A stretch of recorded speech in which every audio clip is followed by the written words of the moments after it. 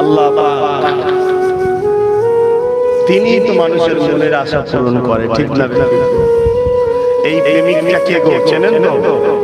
হযরতে আবু বকর সিদ্দিক রাদিয়াল্লাহু তাআলা আনহু, রাসূলের শ্বশুর, রাসূলের প্রেমিক, নবীর প্রথম সাহাবী, নবীর গোলাম। কথা বুঝছেন না? বুঝেন না? এখন তো বাবা আমাদেরকে আবার গোলাম গোলাম বললে প্রেস্টিজে লাগে, প্রেস্টিজে লাগে। এখন মুরিদদের কিছু বললে অনেক মুরিদদের প্রেস্টিজে লাগে। যদি বলে কত বড় বড় কথা বলছি, চুপ করে বস, আদব কর, ওরা আবার প্রেস্টিজে আমাকে আবার এই বলে বললো।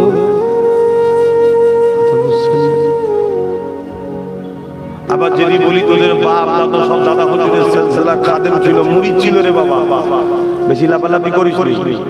পীর মুরিদের নিয়ম হচ্ছে পীরের লাঠিকে পীর বলে মানতে হয়। আমরা পীরের ছেলে মানবি মানে হ্যাঁ, বেশরিয়াতি কথা বললে ওটাকে মানা যাবে না, কিন্তু অপমান বিয়াদবিও করা যাবে না, কারণ পীরের ছেলেটা। মুখ ঘুরিয়ে নাও, সরে যাও। অনেকের আবার জাহাজ হয়ে যায়, হ্যাঁ আমি মুফতি সাহেব মানে, আমি মৌলানা সাহেব মানে, আমি হুজুর মানুষ, আমার অনেক ফলোয়ার্স আছে, ভক্ত আছে, তাই না? এ খাসলত তো ভালো নয় দেখছি, এ তো অহংকারী খাসলত চলে যাচ্ছে। কথা বুঝে আসছে না? এই লোক ভালো। হযরত ওমর ফারুক আর হযরত ওমর ফারুক হুজুরের ছেলে আর হযরতে হাসান হুসাইন একসাথে খেলা করছিল, জানেন তো? বলেছিল এই গোলামের বাচ্চা গোলাম। ছেলের প্রেস্টিজে লেগে গেছে। বাপের কাছে যাওয়ার পরে বাপ কি বলছে? ঠিক বলেছে, হ্যাঁ লিখে নিয়ে আসতে পারবে। আর আছে নিজে চলে গেছে।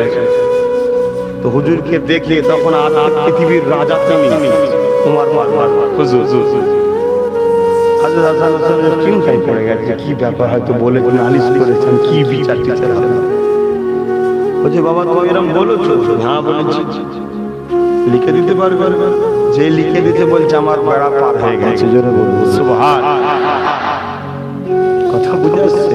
এখন যে দাদা হুজুরের মুরিদের ঘরের ছেলে পুলেদের ঘরে আমরা কিছু বলি, ভালো জন্যই বলি, যে ওহাবি মাইন্ডের দিকে চলে যাচ্ছে, ভুল রাস্তায় চলে যাচ্ছে, যার ওয়াজ শুনছে, যাকে তাকে উঠা বসা করছে, বেশরিয়াতি কাজ করছে, এগুলো করুনি।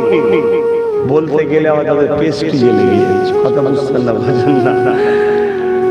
তাহলে আমাদের ঘরেও নতুন করে ভাবতে হবে। কে